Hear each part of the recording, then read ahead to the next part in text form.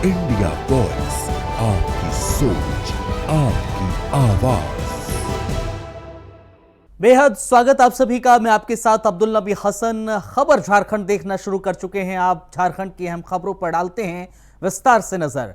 रांची के hotel Radisson Blu में केंद्रीय गृह मंत्री अमित शाह की अध्यक्षता में पूर्वी क्षेत्रीय परिषद की अहम बैठक हुई है। मुख्यमंत्री हेमंत सोरेन के अलावा उड़ीसा के मुख्यमंत्री मोहन चरण मांझी, बिहार के उप मुख्यमंत्री सम्राट चौधरी और जल संसाधन मंत्री विनय चौधरी भी इस बैठक का हिस्सा रहे। यह बैठक सुबह तकरीबन 10:30 बजे शुरू हुई और कुल 70 प्रतिनिधि इसमें मौजूद रहे। पूर्वी राज्यों के विकास और सहयोग के लिए यह बैठक महत्वपूर्ण मानी जा रही है। जानकारी आपके साथ हम साझा करते चल रहे हैं। केंद्रीय गृह मंत्री अमित शाह दरअसल रांची में हैं। रांची में आज अहम बैठक का हिस्सा केंद्रीय गृह मंत्री अमित शाह रहे, जिसमें मुख्यमंत्री हेमंत सोरेन की भी मौजूदगी रही। उसके अलावा अलग अलग क्षेत्रों के अलग अलग राज्यों के मुख्यमंत्री भी इसका हिस्सा बने रहे हैं। पूर्वी क्षेत्रीय परिषद की दरअसल ये बैठक थी, जिसमें मुख्यमंत्री हेमंत सोरेन के अलावा तमाम मुख्यमंत्री इस बैठक का हिस्सा रहे। खुद गृह मंत्री अमित शाह ने इस बैठक की अध्यक्षता की है।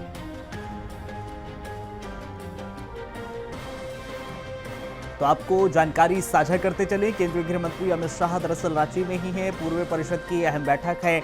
उस बैठक में आज गृह मंत्री हिस्सा लेते हुए नजर आए, जिसमें खुद झारखंड के मुख्यमंत्री हेमंत सोरेन भी इस बैठक में शामिल रहे। मुख्यमंत्री के अलावा तमाम अलग अलग प्रदेशों के मुख्यमंत्री, बिहार के उप मुख्यमंत्री सम्राट चौधरी भी इसका हिस्सा बने। आपको ये जानकारी साझा करते चलें। जो क्षेत्रीय पूर्वी परिषद की जो बैठक है, उसमें कई अहम बिंदुओं पर आज चर्चा की गई। सुबह तकरीबन 10:30 बजे इस बैठक का शुभारंभ हुआ, इसकी शुरुआत हुई और इस बैठक में तमाम अहम बिंदुओं पर दरअसल चर्चा की गई। तस्वीरें आप देख सकते हैं। जब गृह मंत्री यहाँ पहुंचे थे तो उनके साथ मुख्यमंत्री हेमंत सोरेन की भी मौजूदगी थी।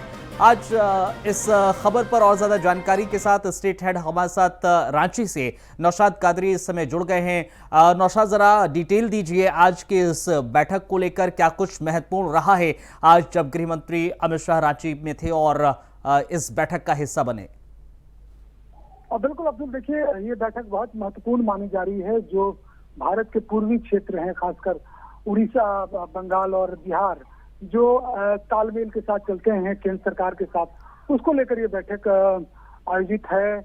और 27वीं बैठक ये हुई है रांची के होटल रेडिसन ब्लू में। और करीब 22 बिंदुओं पर एक रोस्टर बना हुआ था कि 22 बिंदु देंगे तमाम जो स्टेट है उसकी ओर से। झारखंड की ओर से करीब 31 बिंदुओं पर एक लिस्ट दी गई है केंद्रीय मंत्री को, और जिसमें जो बकाया रकम है झारखंड सरकार के केंद्र सरकार पास, वो है मनरेगा का जो पैसा बचा हुआ। उसके अलावा माइनिंग के क्षेत्र में जो केंद्र सरकार के साथ मिलने वाली जो रॉयल्टी है, वो सारी बिंदुओं पर चर्चा हुई है। हालांकि स्पष्ट रूप से ये जानकारी नहीं मिल पाई है कि जो लेकिन नौशाद, एक चीज तो महत्वपूर्ण है ना, कि जब गृह मंत्री अमित शाह जाहिर तौर पर झारखंड में मौजूद होंगे तो झारखंड वासियों के लिए, झारखंड के लिए बहुत महत्वपूर्ण हो जाता है। और आपने भी ये कहा, जिस पॉइंट का आपने भी एक जिक्र करा कि केंद्र की तरफ से जो आवंटन की जो राशि का जिक्र होना था, उस पर भी एक महत्वपूर्ण चर्चा हो सकती है, संभव हुई होगी, क्योंकि ये विषय झारखंड के भीतर बहुत सियासी उफान मारता हुआ नजर आया था। अब देखिए, चूंकि गृह मंत्री हैं, उनका राजधानी रांची में झारखंड के विकास को लेकर, समग्र विकास को लेकर पहुंचना और उस पर चर्चा करना एक वाकई में एक मायने रखता है, खासकर झारखंड वासियों के लिए।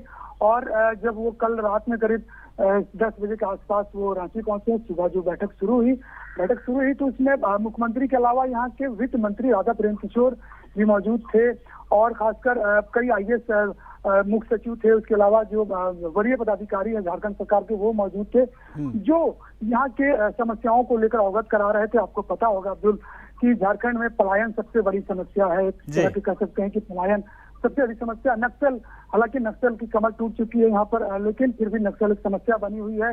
तो झारखंड का आपने देखा 2 दिन पहले यहाँ JNM की ओर से जो महासचिव थे, उन्होंने प्रेस कॉन्फ्रेंस करके एक मांग भी रखी थी कि अमित शाह आ रहे हैं रांची में और केंद्र सरकार अभिभावक होता है राज्य सरकार का, तो कहीं ना कहीं उन्होंने डिमांड की कि जो उनका बकाया पैसा 1,36,000 करोड़ जैसा दावा करता है झारखंड सरकार, झारखंड लगातार कई महीनों से और एक और महत्वपूर्ण विषय है नौशाद, एक और महत्वपूर्ण विषय है झारखंड को लेकर भी, जहां पर एक तरीके से नक्सल प्रभावित क्षेत्र छत्तीसगढ़ है और ऐसा कुछ आदिवासियों का क्षेत्र है, नक्सली भी क्षेत्र झारखंड के भीतर भी आता है। उस बाबत क्या गृह मंत्री से कुछ जिक्र हुआ है मुख्यमंत्री का, या फिर आदिवासियों के उत्थान को लेकर किस तरह से केंद्र सरकार का सहयोग मिले, उस बाबत कोई जिक्र?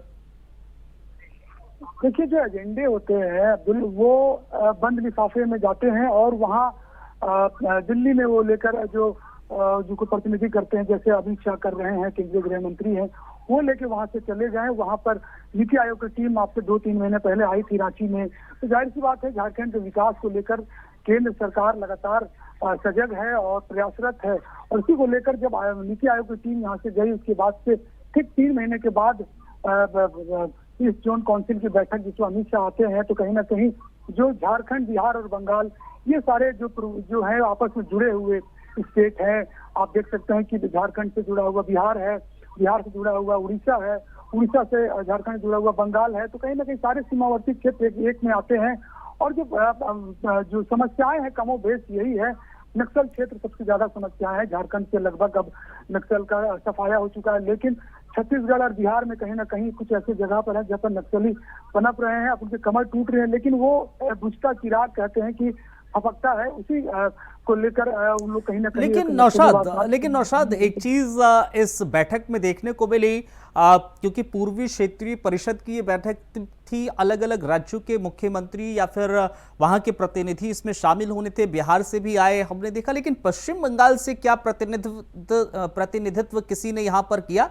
क्योंकि माना जा रहा था कि हाँ बिल्कुल। देखिए, पश्चिम बंगाल से एक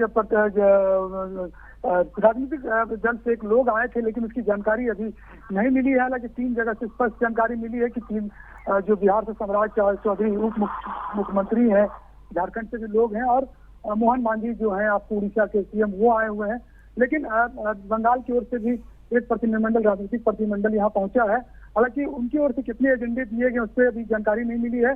लेकिन झारखंड की ओर से जो हमारे सोर्स है, जो हमारे सूचना है, वो उससे जानकारी मिली है कि 22 एजेंडे कहा गया था, लेकिन उन्होंने 21 एजेंडे का बंद लिफाफा दिया है अमित शाह को, और वो उसको लेके चले गए हैं। तो कहीं ना कहीं जो समस्याएं हैं झारखंड की, जो जमीनी समस्याएं हैं, मूलभूत समस्याएं हैं, उसको लेकर अवगत कराया गया है। सबसे बड़ा समस्या यही मैंने फिर दोहरा रहा हूं मैं। ठीक है, जाहिर है, और उन समस्याओं को लेकर जाहिर तौर पर अवगत कराया गया। बहुत शुक्रिया आपका नौशाद, तमाम जानकारी साझा करने के लिए बहुत बहुत धन्यवाद, बहुत शुक्रिया आपका।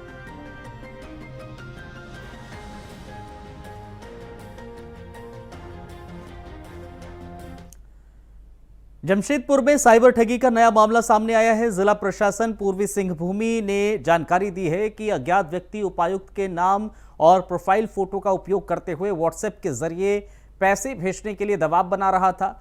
प्रशासन ने आम नागरिकों से अपील की है कि वो ऐसे किसी भी कॉल या संदेश के झांसे में ना आए, ना ही अपनी व्यक्तिगत जानकारी साझा करें, ना ही कोई रकम ट्रांसफर करें।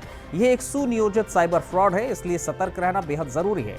जिला प्रशासन पूर्वी सिंहभूमि को सूचना मिली है कि कुछ अज्ञात ठग उपायुक्त का फोटो लगाकर व्हाट्सएप पर पैसे मांग रहे हैं। प्रशासन ने कहा है कि साइबर ठगी का प्रयास है और लोगों से अपील की है कि वो किसी भी अज्ञात कॉल या संदेश पर विश्वास न करें, किसी को भी अपनी निजी जानकारी साझा ना करें और ना ही पैसे भेजें। जिला प्रशासन ने इस मामले में जागरूक रहने और सतर्क रहने की सलाह दी है।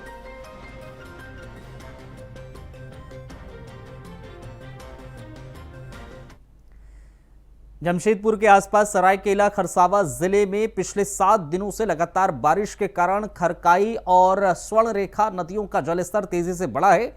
खरकाई नदी का जलस्तर आदित्यपुर पुल के पास खतरे के निशान 129 मीटर से ऊपर 129.96 मीटर तक पहुंच गया है। स्वर्णरेखा नदी का जलस्तर मांगो पल के पास 120.64 मीटर पर है, जो खतरे के निशान से थोड़ा नीचे है। जिला प्रशासन ने आम जनता से विशेष सावधानी बरतने की अपील की है और जरूरत ना हो तो नदियों के किनारे न जाने की सलाह दी है। साथ ही आपातकालीन स्थिति में प्रशासन और आपदा प्रबंधन नियंत्रण कक्ष से संपर्क करने की भी हिदायत दी गई है। सरायकेला खरसावा जिले में खरकाई और स्वर्ण रेखा नदियों का जलस्तर खतरे के निशान के करीब पहुंच गया है। खरकाई नदी का जलस्तर आदित्यपुर के पास 129.96 मीटर रिकॉर्ड किया गया है।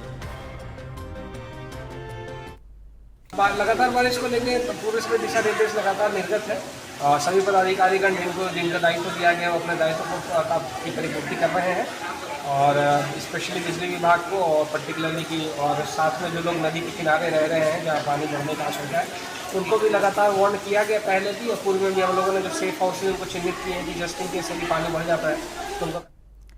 हजारीबाग शहर के बीचों बीच स्थित ऐतिहासिक ओकनी तालाब को बचाने में बड़ी सफलता मिली है। पिछले साल नगर निगम के जीर्णोद्धार कार्य को भूमाफियाओं के अतिक्रमण प्रयासों ने बाधित किया था, लेकिन अब नेशनल ग्रीन ट्रिब्यूनल यानी कि एनजीटी ने स्वतः संज्ञान लेते हुए स्पष्ट आदेश दिया है कि तालाब के पुनर्जीवन और संरक्षण का कार्य 3 जुलाई 2026 तक पूरा किया जाए।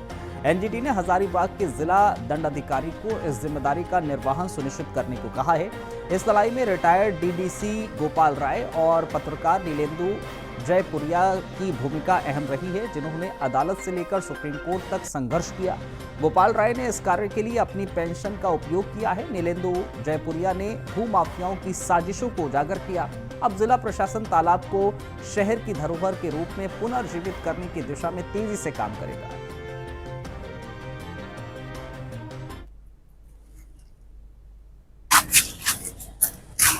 चाचा जी का जो मुस्कुराहट है बोकारो के चीराचास क्षेत्र की नंदू व्यस्थान जैसी आवासीय कॉलोनी के बीच में अवैध शराब फैक्ट्री चल रही थी, जो नकली शराब बनाकर झारखंड और बिहार में पहुंच रही थी। इस फैक्ट्री में किसी भी मानक का पालन नहीं किया जाता था। यहां बनी नकली शराब स्थानीय और अंतर प्रांतीय बाजारों में बेची जाती थी। पुलिस को गुप्त सूचना मिली और उन्होंने गोपाल सिंह और पिंटू सिंह के द्वारा संचालित इस फैक्ट्री पर छापा मारा। बड़ी मात्रा में नकली शराब, स्पीड शराब बनाने के सामान बरामद किए। पुलिस ने मामला दर्ज कर छानबीन शुरू कर दी है, जबकि फैक्ट्री संचालक का पता अभी नहीं चल पाया है।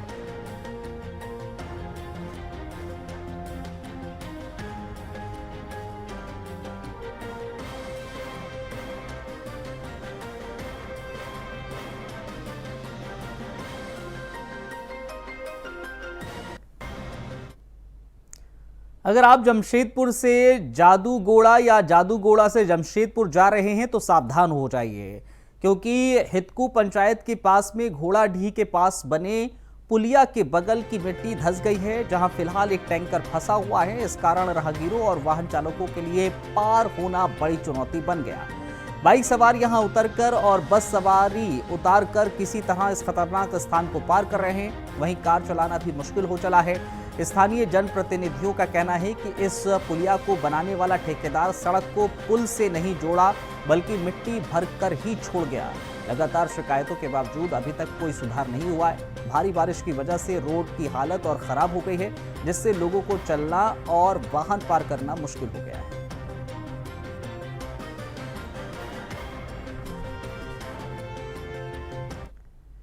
जमशेदपुर में एक तरफ मूसलाधार बारिश ने जनजीवन अस्त व्यस्त कर रखा है, तो दूसरी तरफ छाया नगर के बुजुर्ग आश्रय गृह में एक अजीब और गरीब नजारा सामने आया। यहां अचानक किन्नरों ने हमला बोल दिया और आश्रय गृह में रह रहे बुजुर्गों को बाहर का रास्ता दिखा दिया। किन्नरों का कहना है कि जिला प्रशासन ने इस स्थल को उन्हें आवंटित किया है। इस मामले में सवाल भी उठ रहे हैं कि अब यहाँ रह रहे बुजुर्ग कहाँ जाएंगे। फिलहाल इस आश्रय गृह में 14 बुजुर्ग रह रहे हैं। किन्नर समुदाय का दावा है कि उन्हें इस आश्रय गृह का अधिकार दिया गया है। उनके पास इसके दस्तावेज भी मौजूद हैं। केयर टेकर का कहना है कि उन्होंने इस मामले की जानकारी अपने उच्च अधिकारियों को दे दी है। हालांकि किन्नरों का ये बवाल अभी जारी है और स्थिति तनावपूर्ण बनी है। यहाँ निराश्रित लोग रहते हैं जिनका आश्रय नहीं है। अच्छा। बुजुर्ग भी है, कुछ बुजुर्ग है, कुछ मतलब अधेड़ उम्र के हैं। अच्छा। तो उनका कोई आश्रय नहीं है। रेस्क्यू करके इनको फुटपाथ से लाया गया है। कुल कितने लोग हैं यहाँ पे? यहाँ पे अभी 14 आदमी है। समाज आके बोल रहे हैं कि ये हम लोग को मतलब दिया गया है बोल के, लेकिन अच्छा। हमने आज तक इसे सुना नहीं है, ये पहली बार हम सुन रहे हैं। हाँ, क्या बोल रहा है कि हम लोग रहेंगे यहाँ क्या पे? बोल रहे हैं कि उपनगर आयुक्त का मतलब लेटर लेके दिखा रहे हैं, जबकि वो कैंसिल कर दिया गया है वो लेटर। दूसरा लेटर जो जारी किया गया है वो तो दिखाई नहीं रहा। जामताड़ा जिले के नारायणपुर प्रखंड में आज स्वास्थ्य मंत्री डॉक्टर इरफान अंसारी ने डिग्री कॉलेज का शिलान्यास किया। इस मौके पर उन्होंने कहा, जामताड़ा जिले के लिए ये गौरव का विषय है। अब यहां के छात्रों को उच्च शिक्षा के लिए बाहर जाना नहीं पड़ेगा। डॉक्टर अंसारी ने बताया कि मुख्यमंत्री हेमंत सोरेन के नेतृत्व में राज्य सरकार शिक्षा और विकास को लेकर गंभीर है और लगातार जनहित में काम कर रही है। उन्होंने दावा किया है कि उनके कार्यों को देखकर लोग खुश हैं और जामताड़ा तेजी से तरक्की की राह पर बढ़ रहा है। देखिए, आज जामताड़ा जिला के लिए बहुत गर्व का दिन है, गर्व का पल है।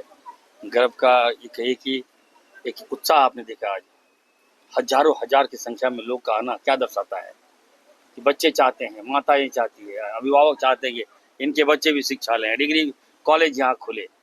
आज हमारे लोकप्रिय मुख्यमंत्री आदरणीय हेमंत सोरेन जी की देन से उन्होंने मुझे दिया, मैंने जनता को समर्पित किया।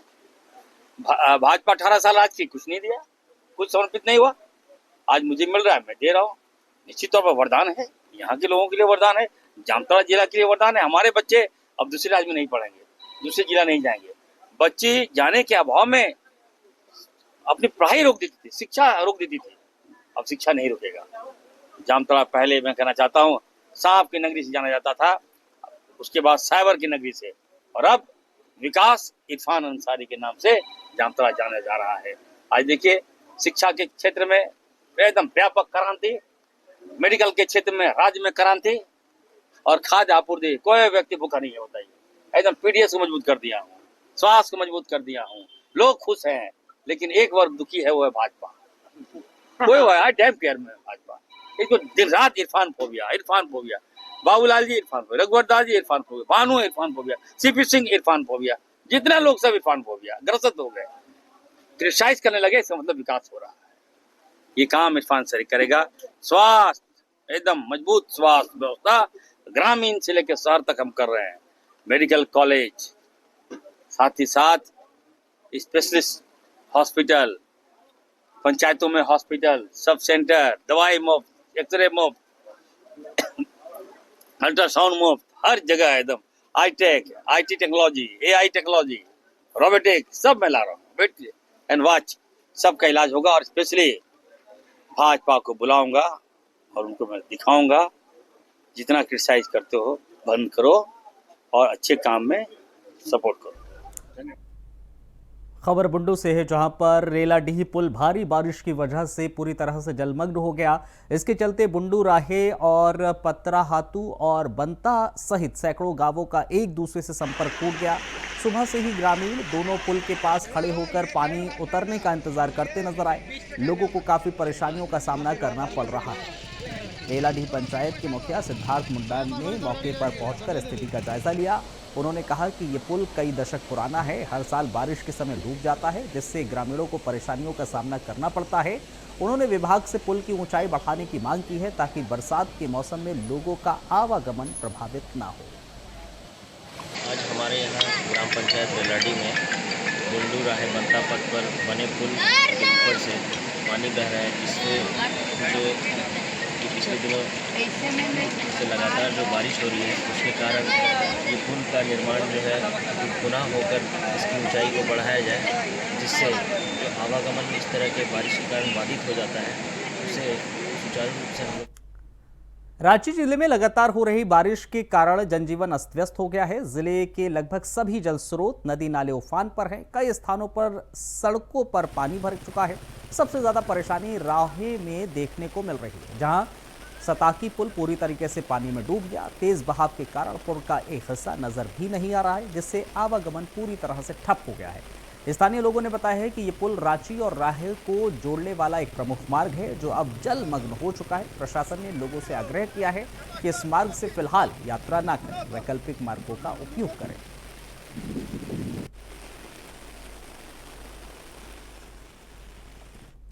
चतरा में बोकारो रेंज के आईजी क्रांति कुमार गणदेसी ने पुलिस पदाधिकारी के साथ उग्रवाद अपराध की समीक्षा बैठक की है और उन्होंने जिले में बचे खुले नक्सलियों के खिलाफ व्यापक अभियान चलाकर उनकी गिरफ्तारी और सरेंडर कराने के निर्देश दिए। आईजी ने मोहन गंजू, कुणाल, ब्रजेश और जैसे उग्रवादियों को पकड़ने के लिए रणनीति बनाने और नक्सल विरोधी अभियान में तेजी लाने पर जोर दिया है। पिछले महीना बोकारो प्रक्षेत्र आईजी रूप में ज्वाइन करने के बाद आज मैं यहाँ पे चतरा आया हूँ कुछ ऑपरेशंस का कुछ रिव्यू करने के लिए, और चतरा में जो भी केसेस का और यहाँ का लॉ एंड ऑर्डर स्थिति क्या है सब रिव्यू करने के लिए मैं आया। तो क्या समीक्षा में क्या दिशा? समीक्षा में कुछ दिशा निर्देश किया है ऑपरेशंस के ऊपर जोर देने के लिए, और अफीम के प्रति और भी संवेदनशील होना चाहिए। एकदम जीरो टॉलरेंस पॉलिसी है, किसी भी हालत में यहाँ पे अफीम का खेती या अफीम का जो ब्राउन शुगर का जो प्रोडक्शन अभी हाल फिलहाल में जो रिकवरी हुआ था, इसके ऊपर पूरा हम लोग अंकुश लगाएंगे। लगातार से चतरा पुलिस के द्वारा बड़ी कार्रवाई की जा रही है सर अफीम को लेकर, लेकिन फिर भी उसके बावजूद ये सब तो लगातार पुलिस इसलिए कार्रवाई की जा रही है। अभी पहले जो हुआ था यहाँ पे उसका मटेरियल जहाँ जहाँ छुपा रखा है उसका हम लोग खोज के निकाल के हम केस कर रहे हैं। हम उम्मीद करते हैं कि अगले साल से और कम हो जाएगा, और इसमें हम लोग पुलिस एकदम अंकुश लगाए। चलिए, इस बुलेटिन में फिलहाल इतना ही, इजाजत दीजिए, नमस्कार।